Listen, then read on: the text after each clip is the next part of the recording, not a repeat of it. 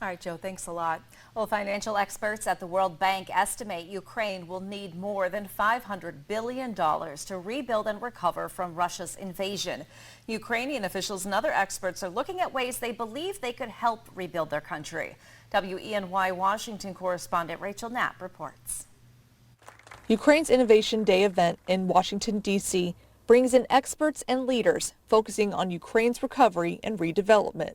Even dreams about reconstruction is security. Russia's 3-year invasion in Ukraine has had a human, infrastructure, and economic cost on Ukraine.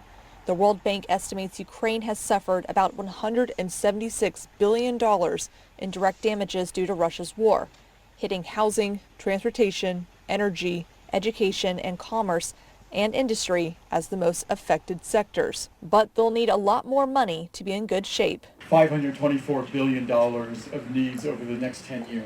Some experts say for Ukraine to bounce back and recover, they'll need to focus on security and building up their workforce. We need to invest in people.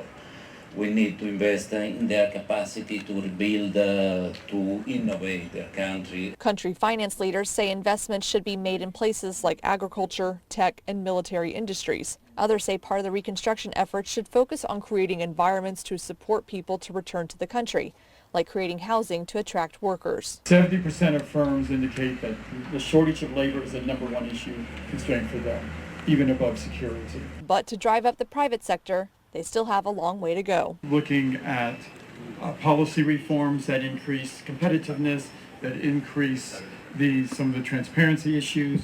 We're working to support government on issues around war risk insurance. In Washington, Rachel Knapp, WENY News.